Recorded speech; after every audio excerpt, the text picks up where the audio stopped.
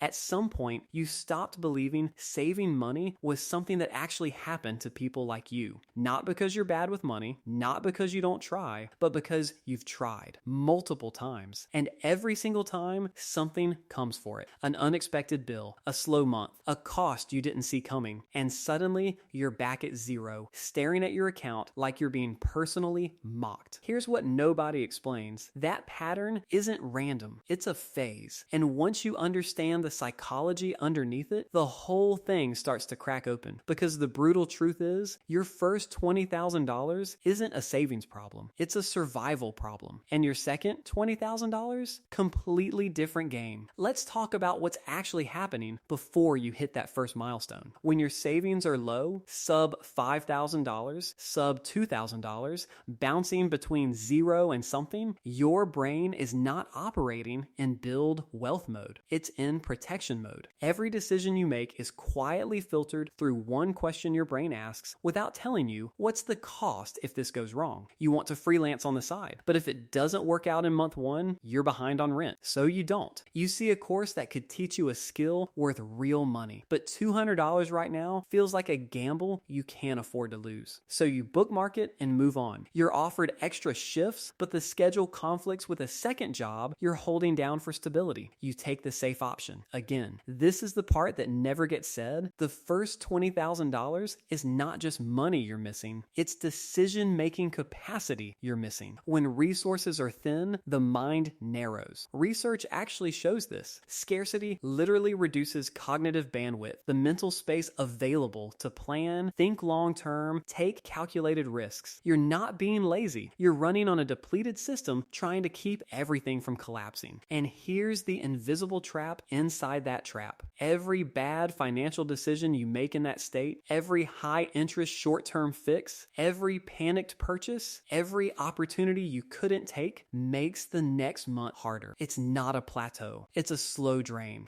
And the most exhausting part, you can see the path forward. You're not confused about what to do. You just can't seem to execute it without something undoing your progress. That feeling, that's not a character flaw. That's the physics of being below the threshold. So what makes the first $20,000 so much harder than anything after it? Three things, and they're all working against you simultaneously. First, you have no margin for variance. When your buffer is small, every unexpected cost hits at full force. Your back molar cracks, that's not an inconvenience. That's 3 months of progress erased. Your landlord raises rent, you don't negotiate, you just absorb it and quietly cut something else. You're not building wealth in this phase. You're trying to survive variance. And variance doesn't care that you had a great month in March. It shows up in April anyway. Second, your time horizon shrinks under pressure. Wealthy people think in years. People surviving financially think in weeks. Not because they're unambitious, because weeks is the relevant unit when you don't know if rent is covered. Long-term thinking is a luxury. When every dollar has a job today, there's nothing left to send into the future. Third, and this one cuts deep, you distrust the process because you've watched yourself save $3,000, feel hopeful for the first time in months, and then watch a single event strip it back to $400. That experience rewires something. It teaches your nervous system that saving is temporary, that progress is a setup, that the discipline isn't worth the disappointment. So you stop trying as hard, not consciously, but somewhere underneath, you start protecting yourself from the feeling of watching it disappear again. That distrust is real, and it is the single biggest invisible tax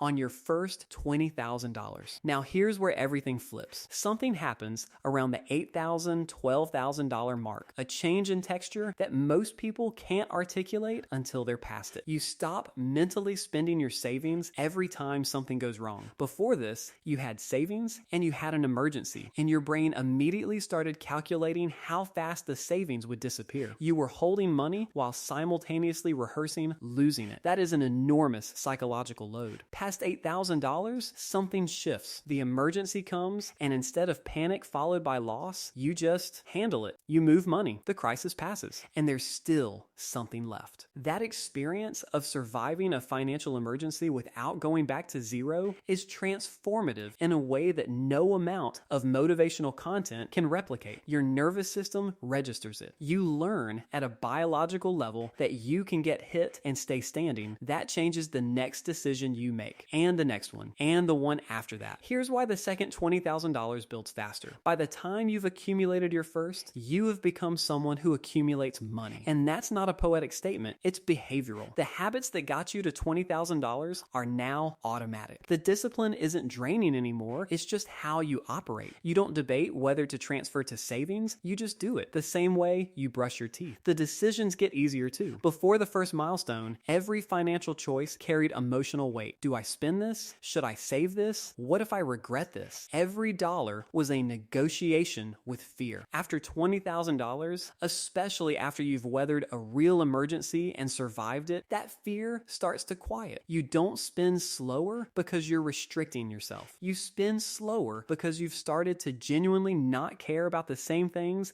that used to feel urgent. That $180 gadget that used to feel like a treat, it just doesn't pull at you the same way. Something about having real money shifts the magnetism of spending. There's also something happening that's harder to see from the outside. Your relationship to opportunity changes. Before the first $20,000, opportunity had a cost you couldn't always afford. Someone offers you a contract that pays well but requires 2 weeks of unpaid upfront work. You can't take it. That's a financial barrier that looks like a character barrier from the outside. After your first milestone, you confront 2 weeks of your own time. You can afford the onboarding cost of a better opportunity. You can say yes to things that require short-term sacrifice for long-term gain. That's not motivation. That's liquidity enabling ambition. You were always capable. The money just removed the gate. There's a deeper transformation underneath all of this that almost never gets discussed. Before you hit $20,000, your identity around money is quietly one of survival. You're someone who manages, who holds on, who tries to prevent disaster. After the milestone, something subtle reorients. You start thinking like someone who is building, not because someone told you to, not because you read a book, because you have evidence. You can point to something concrete you created through your own behavior over time. That evidence changes what feels possible. Small risks that used to feel terrifying start to feel calculated. You start seeing your skill set differently, not as a way to keep a job, but as something that can be compounded. You notice when you're underpricing your time in ways that never occurred to you before. This is the thing people miss when they talk about wealth building. It's not just about the money accumulating. It's about the person accumulating alongside the money. The second $20,000 is easier, partly because you now have a different self doing the earning. Here's the compounding that doesn't show up on any calculator. Confidence compounds. Every time you make a financial decision from a position of stability, not scarcity, and it works out, your trust in your own judgment grows a little. Every emergency you survive without catastrophic fallout rewires your brain slightly. Every month your balance grows tells your nervous system a different story about who you are and what's possible. And that compounding, the behavioral, psychological, identity level compounding, starts to pull your financial outcomes upward in ways that pure willpower never could. This is why two people with identical incomes can have radically different outcomes over 5 years. One is fighting psychological drag constantly. The other passed through it and is now in a different kind of motion. The second $20,000 is easier not because the math changed. It's easier because the person